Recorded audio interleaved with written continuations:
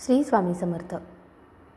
श्री स्वामी समर्थ महाराजांची 148वी पुण्यतिथी म्हणजेच महासमाधी दिन आपण 15 एप्रिलला साजरा करणार आहोत.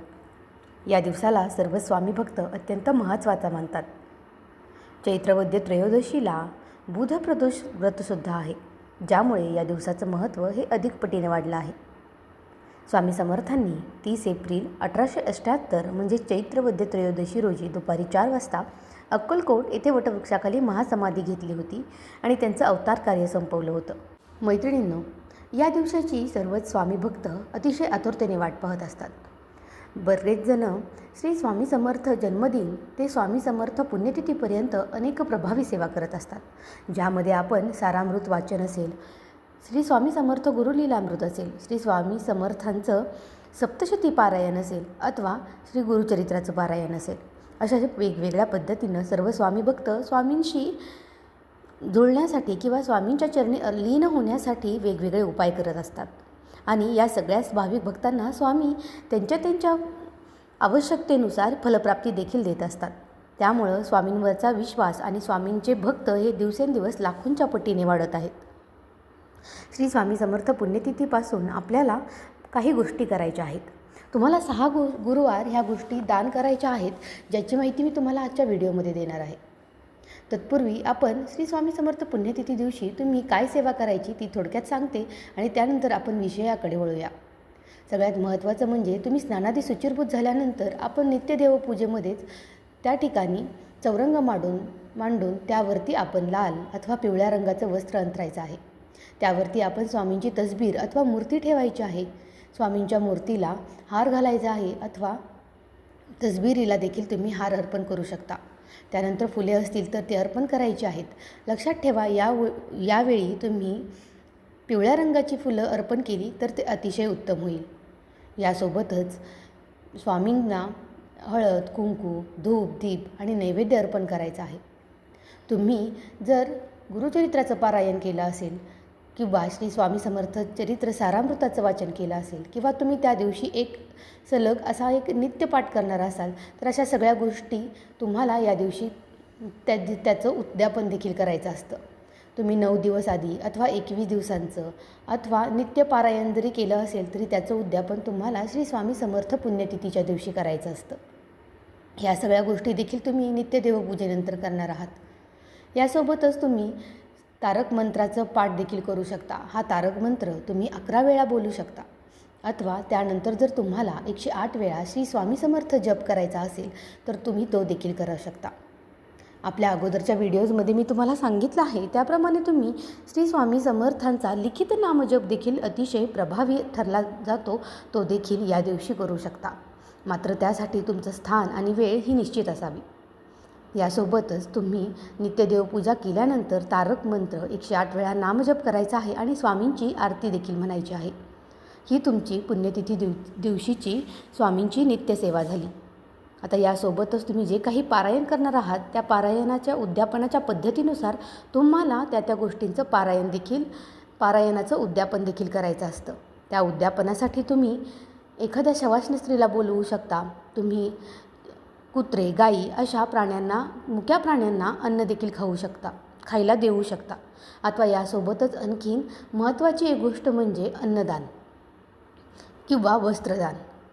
अतिशय पवित्र मानल्या जाणाऱ्या ह्या दोन्हीही दानांपैकी कोणतंही एक दान तुमच्या परीने शक्य होईल तुम्ही ते या दिवशी अवश्य करा. ह्या सगळ्या महत्त्वाच्या आणि काही छोट्या गोष्टी आहेत जे तुम्हाला श्री स्वामी समर्थ पुण्यतिथीला विसरून चालणार नाही. त्यामुळं या गोष्टींवरती अतिशय भर द्या. आणि आता आपण व्हिडिओच्या पुढील भागाकडे वळूया. त्या अगोदर जर तुम्ही आपल्या चॅनेलला आतापर्यंत सबस्क्राईब केलं नसेल तर सबस्क्राईब देखील करून घ्या, कारण की आपला चॅनेल हा अतिशय कमी वेळामध्ये जास्त माहिती पोचवतो आणि त्यासोबतच अतिशय सर्वसाधारण अशा भाषेमध्ये मी तुम्हाला सगळ्या गोष्टी समजून सांगण्याचा पूर्ण प्रयत्न करत असते. त्यामुळे आपल्या चॅनेलला लाईक करा आणि लाईक केल्यानंतर जे हाईपचं बटन येईल ते देखील दाबायला अजिबातही विसरू नका. चला तर मग आता व्हिडिओच्या मूळ मुद्द्याकडे वळूया. जसं मी तुम्हाला सांगितलं की स्वामी समर्थ असतील किंवा अन्य कोणतेही देवदेवता असतील, या सगळ्या गोष्टींमध्ये तुम्हाला सगळ्यात महत्त्वाची एक कारण आहे ते म्हणजे दान करणं. आपण जे काही पुण्यकर्म करत असतो त्या सगळ्यांमध्ये सगळ्यात जास्त आपल्याला जे काही कर्माचं फळ मिळत असतं ते सगळ्यात जास्त मिळत असतं दानामुळं. मग हे अन्नदान असेल, पाण्याचं दान असेल किंवा इतर कोणतंही वस्त्रदान असेल, अशा कोणत्याही रूपामध्ये तुम्हाला शक्य होईल त्या पद्धतीनं तुम्ही दान करू शकता. स्वामी समर्थांना तुम्ही एक गोष्ट माझी सांगायची राहून गेली, ती म्हणजे तुम्ही या दिवशी जो काही नैवेद्य अर्पण कराल त्यामध्ये तुम्ही एकतर पिठलं भाकरी, पुरणपोळी अथवा पिवळ्या रंगाचा कोणताही नैवेद्य स्वामींना अर्पण अवश्य करा. मैत्रिणींनो, समस्या संपत नाहीत, अडचणी थांबत नाहीत, संकटांमधून बाहेर पडण्याचा मार्ग देखील सापडत नाही. कठोर मेहनत आणि परिश्रम घेऊनही काहीच होत नाही. अशा जेव्हा तुमच्या भावावस्था होतात तेव्हा स्वामींची कृपा व्हावी अशी आशा अनेक जण मनाशी बांधून असतात. स्वामींचं प्रकट दिन ते स्मरण दिन अशा ठिकाणी विशेष सेवा देखील आपण स्वामींचे शुभाशीर्वाद मिळवण्यासाठी करू शकतो.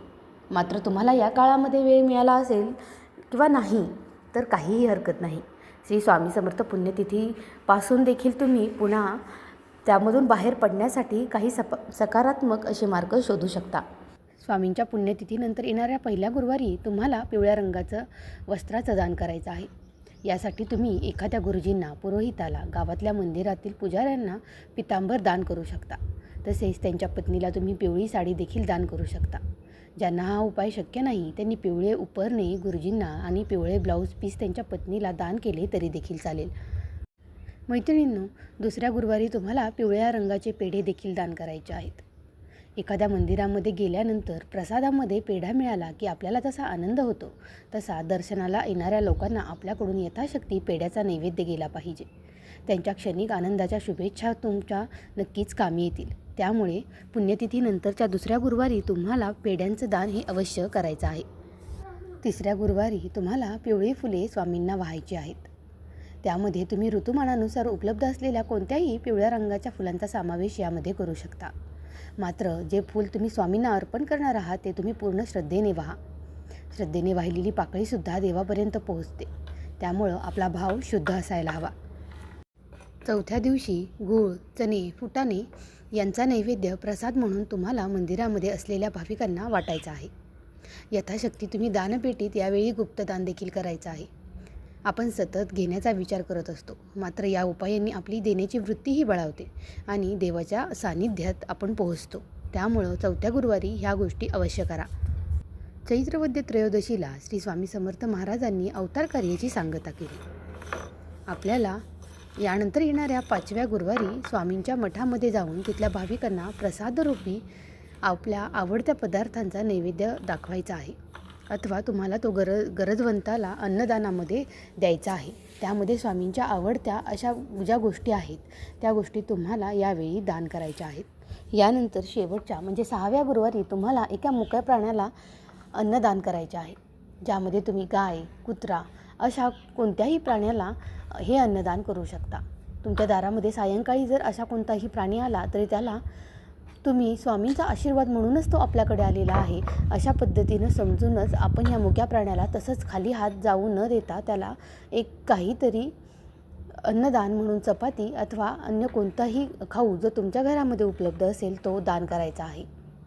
तर अशा पद्धतीनं श्री स्वामी समर्थांच्या पुण्यतिथीनंतरही राहिलेले 6 गुरुवार म्हणजे पुढचे 6 गुरुवार तुम्ही अशा पद्धतीनं दान धर्म हे अवश्य करू शकता.